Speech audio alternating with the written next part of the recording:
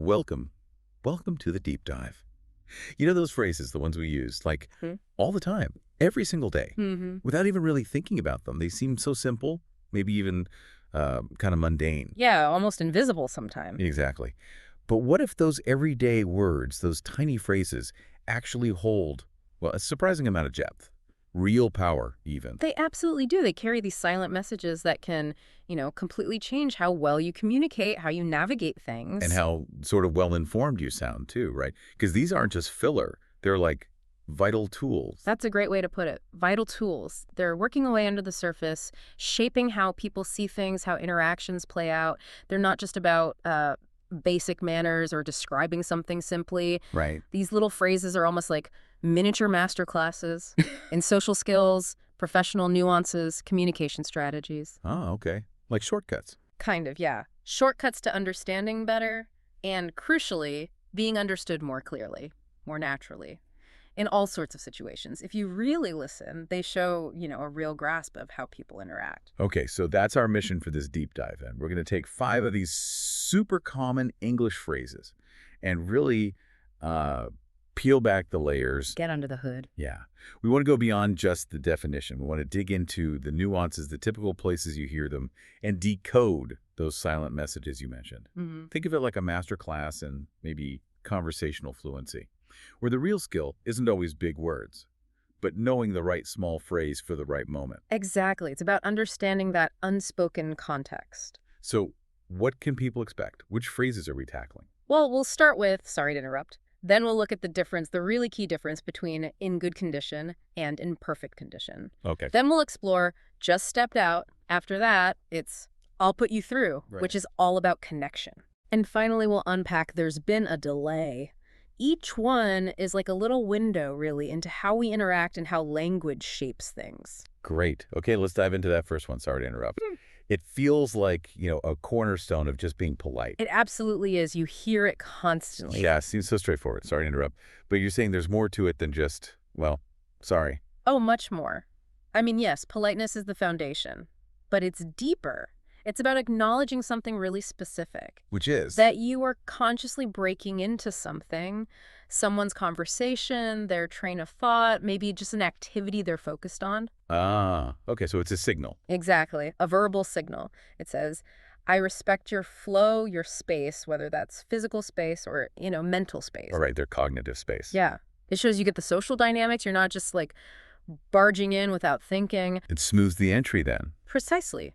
Its main job is to clear the path for whatever you need to say, but without causing friction, without seeming rude or accidentally, making the other person feel dismissed. Like knocking on a door that might be closed. That's a perfect analogy, a verbal knock, or like a signal at an intersection of ideas. It says, hey, I see you're busy, I respect that, but I need just a moment. And that awareness prevents a negative reaction.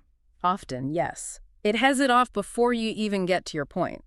Because you've already shown consideration. Okay, so let's talk scenarios. Okay. Because it's not just one size fits all, is it? One use you mentioned is just getting attention without being, well, disruptive. Right. Think about a busy office, maybe an open plan one. Your colleague is deep in work, maybe headphones on, really focused. Yeah, it happens all the time. You need to ask something quick, a question about a file maybe. You wouldn't just tap them hard on the shoulder, right? Startle them. No, definitely not. Or yell their name across the room. That feels jarring, rude even, and it pulls them right out of whatever they were concentrating on. So, sorry to interrupt. Works how there? It's like a gentle heads up. Sorry to interrupt. It acknowledges their focus first. It signals you're about to shift it, but respectfully. It gives them that split second to mentally switch gears before you ask your question. Much less abrasive. Much.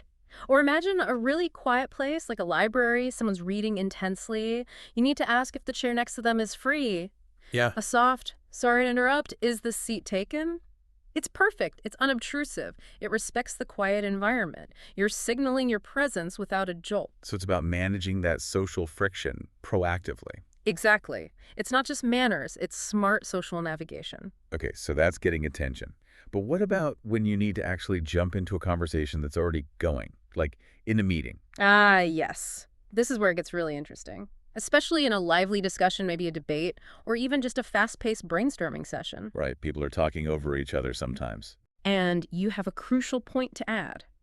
Or maybe a question that could change the direction. You can't just, steamroll in mid-sentence. Well, that feels aggressive. Or dismissive of who is talking. Or just chaotic, frankly. It can kill the flow of good ideas. So, sorry to interrupt, helps how in that context? It shows you understand conversational turn-taking, which is fundamental, right, for any group discussion to work.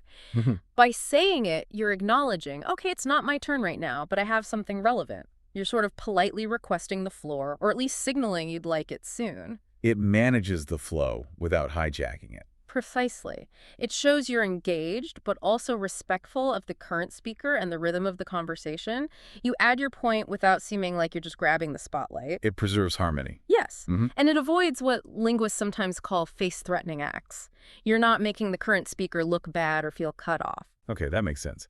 Now, you also mentioned it can be used almost strategically, like when you need to correct someone or disagree. That feels like a tricky area. It is tricky, and this is where the phrase can be incredibly useful for smoothing things over. Imagine just blurting out, "That's wrong," or "No, I totally disagree." Yeah, that shuts things down fast, puts people on the defensive. Instantly, it turns a discussion into a potential fight.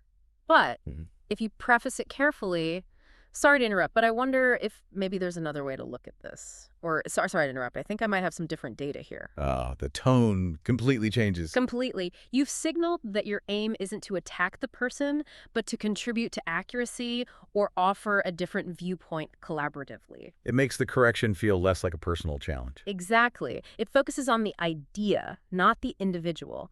It allows you to bring in that counterpoint without causing offense or defensiveness. It keeps the conversation open and productive, not contentious. That's really key for professional settings, isn't it? Maintaining relationships even when ideas clash. Absolutely vital. It's about saving face, preserving the other person's dignity, even while you're challenging their statement. Okay. And then there's the more straightforward, genuinely apologetic use. Right. Where you really did just mess up unintentionally. Maybe you walk into a room where two people are having a clearly private chat. Oops, yeah. Or you make a loud noise accidentally in a quiet space. Or maybe you arrive late to a meeting and need to slip in without causing a huge scene. So in those cases, it's just a straight apology. Pretty much. It's a quick, efficient way to say, "My bad, didn't mean to disturb you." It acknowledges the accidental transgression, expresses regret, and allows things to get back to normal quickly without a big fuss. Clears the air. Exactly. A little social reset button for those minor bumps. So pulling this all together, using, sorry to interrupt, well, it really signals more than just politeness, doesn't it? It signals strong communication skills. It shows you understand social cues, you're aware of others, you're respectful. It just makes interactions smoother and more positive. You're not just talking, you're talking considerately.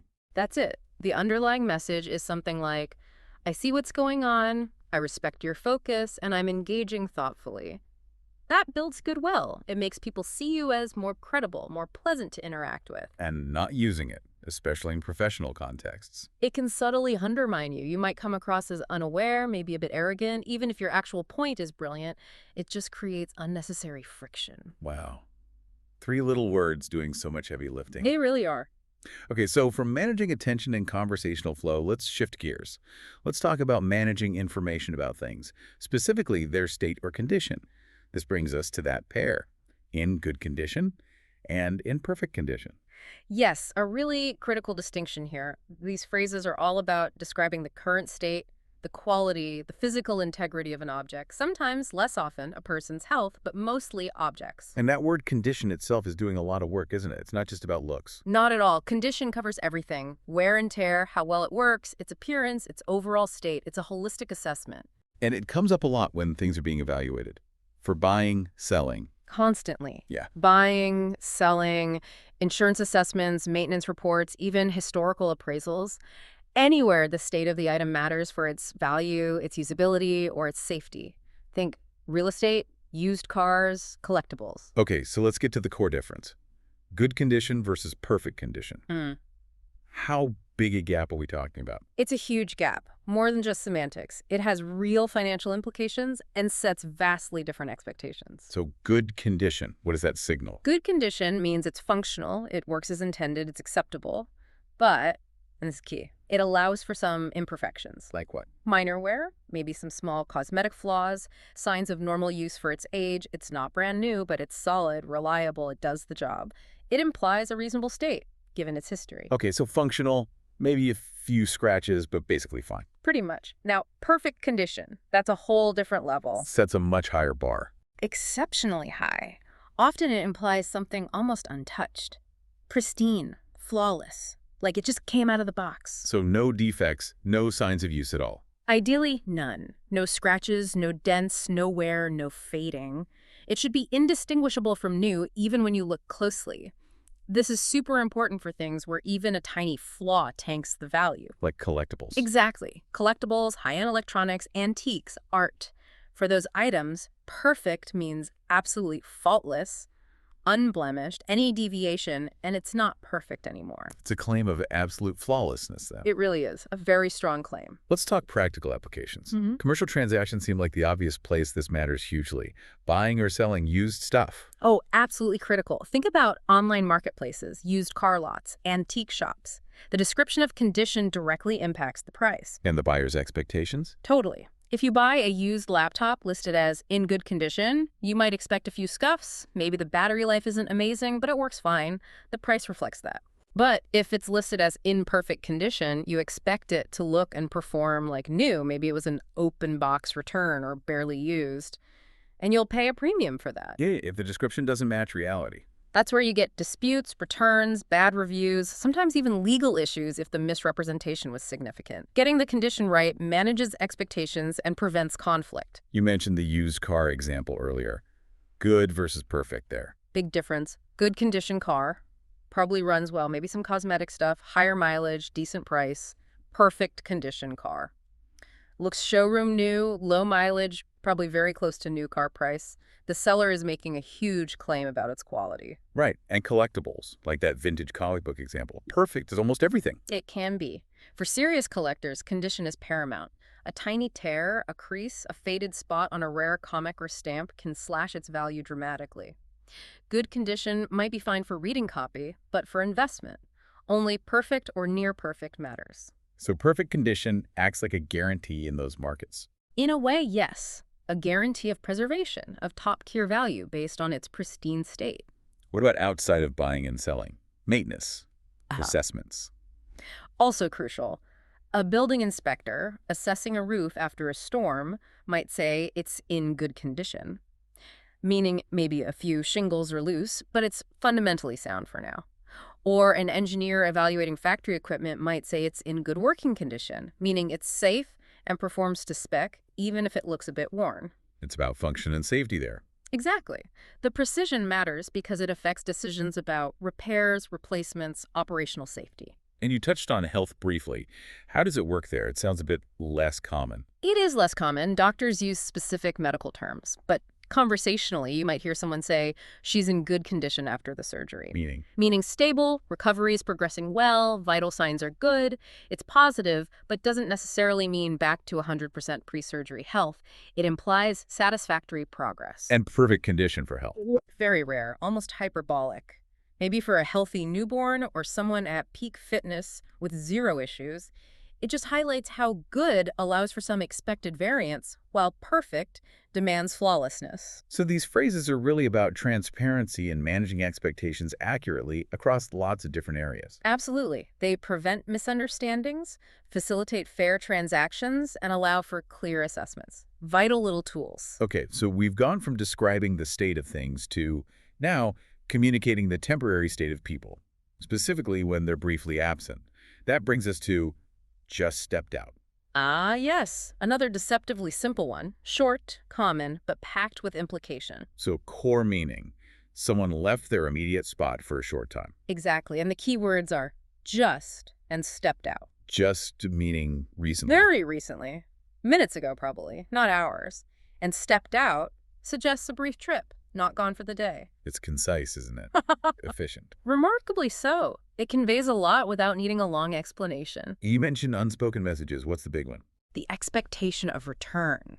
That's crucial. When you hear Sarah just stepped out, you automatically assume Sarah will be back soon. Right. You don't think she's gone home or quit her job? No. It signals temporary unavailability, not a permanent or long-term absence. This immediately manages the expectation of the person asking. They might wait a few minutes or know that leaving a message will likely get a quick response. Saves asking, when will they be back? Because soon is implied. Precisely. It avoids that extra step. The expectation is built right in, an implicit promise of imminent return. Does it also hint at why they're out? The type of absence? Strongly. It almost always refers to quick, minor things, getting coffee, using the restroom, popping into a colleague's office next door, a very brief errand nearby. So not for someone who's at lunch for an hour or in a long meeting. Generally not, and definitely not for someone out sick or on vacation or working remotely that day. Stepped out implies a short physical departure from their usual spot with the intention of returning quickly. That distinction helps the person asking too, right? Decide whether to wait or try later. Absolutely.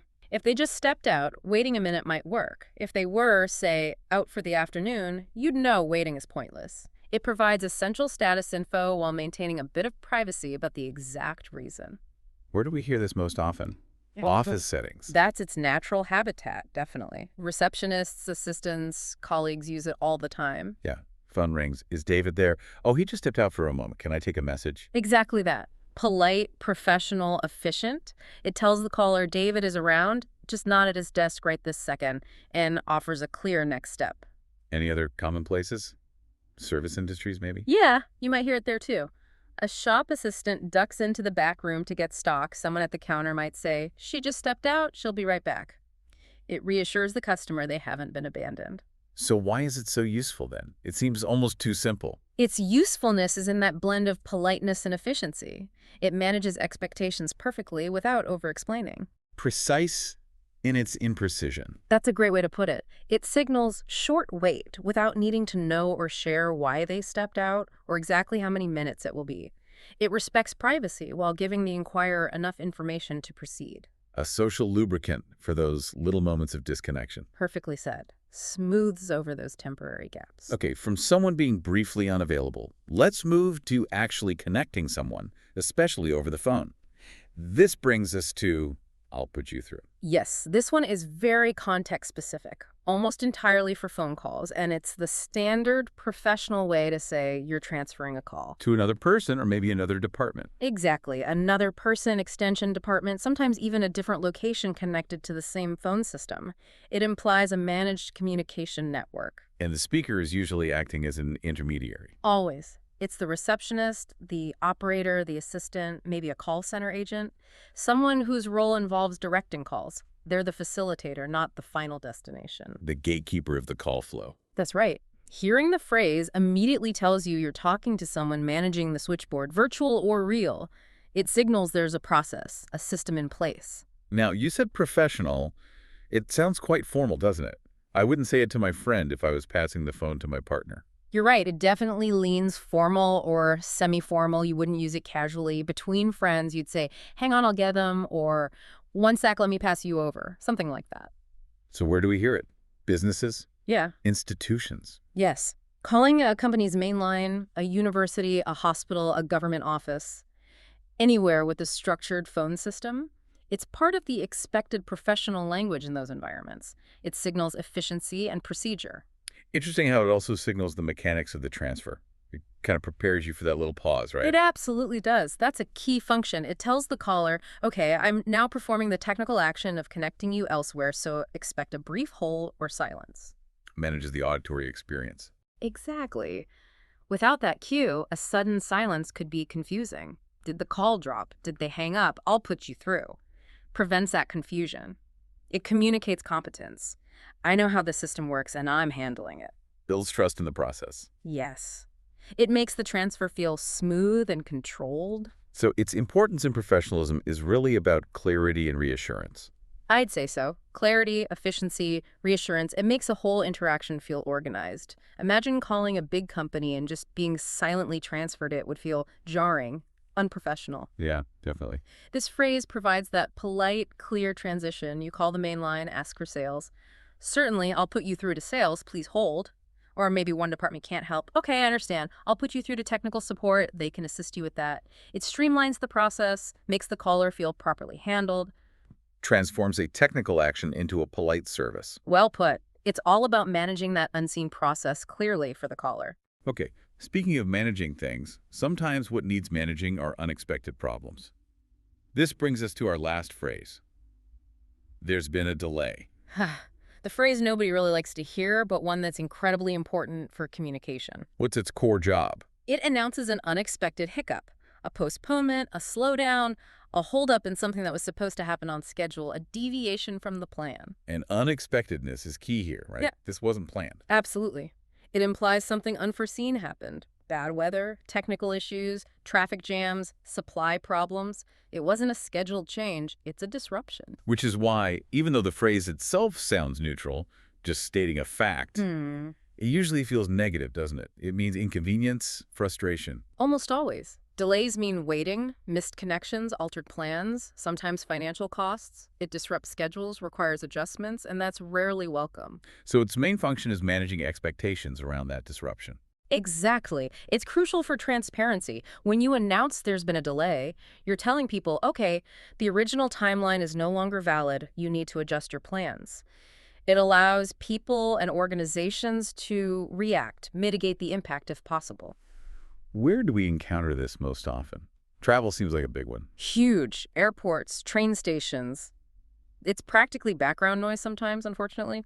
Attention passengers, there's been a delay on Flight 703 due to it immediately impacts hundreds, maybe thousands of people. Sets off a chain reaction of rebooking and rescheduling. Right. Same goes for logistics and deliveries. You track your package and you see there's been a delay due to operational issues. Ugh, yeah. Means you're not getting it when you expected. Exactly. It forces you to adjust. Maybe you needed it for something specific. Now you have to make other plans. What about projects? Work deadlines, construction? Very common there, too. A project manager has to report, unfortunately, there's been a delay in receiving the components, so we need to adjust the production schedule. Or there's been a delay in getting permits, so the construction start date is pushed back. It's about transparency and accountability in that context. Yes, and risk management. Informing stakeholders about delays is crucial. It impacts budgets, timelines, client trust. Announcing it allows for revised planning, resource reallocation. It's essential for managing complex projects. So while it's unwelcome news, the phrase itself is vital for clear communication. Absolutely. It's a standard, necessary way to inform people about unforeseen problems that affect commitments. Without it, things would be chaotic. It's a pragmatic tool for dealing with the inevitable bumps in the road. It maintains a level of professional integrity, even when delivering bad news. It really is fascinating how these 5 phrases, each so seemingly simple, do such specific and important work in our communication. They really are like little linguistic levers, aren't they? Pulling the right one makes a big difference. So just to recap this deep dive, we looked at, sorry to interrupt, that pair in good condition, your perfect condition, then just stepped out, I put you through, and finally, there's been a delay. And the big takeaway seems to be that these aren't just small talk. They are powerful tools. They boost clarity, politeness, efficiency. They help us sound more natural, more competent, navigate tricky situations. And understanding them isn't just about the dictionary definition, is it? It's the nuance, the unspoken stuff. That's the key. The implications, the psychological effect, knowing when and why to use them, that's where the real mastery of English lies. Beyond just grammar, it's the art of social interaction through language. Conveying respect, managing expectations, signaling procedures, all with just a few words. Exactly. Sorry to interrupt. Respects boundaries. Good perfect condition demands precision about value. Just stepped out, handles brief absence efficiently, I'll put you through. Signals professional process. There's been a delay, manages disruption transparently. Each one solves a specific communication puzzle. They let us handle complex situations efficiently because we share understanding of what they imply. Yes, that shared understanding is crucial. They're built on social conventions. They smooth interactions, build trust, prevent misunderstandings. They show you're considering the other person. Unsung heroes of conversation, really. So here's something to think about as you go about your day. Listen to the conversations around you, what you hear on shows, how people talk. How many other simple phrases are out there doing similar heavy lifting? Carrying hidden meanings, serving specific functions. Yeah. What happens when you start paying attention to these little building blocks? Does it unlock a richer understanding, not just of language, but of how people interact, how society works, on that micro level? It's a fascinating question. Once you start noticing, you see them everywhere. Constantly shaping perceptions, responses, the outcomes of our interactions. So keep listening, keep noticing, keep diving deep into the power of everyday words.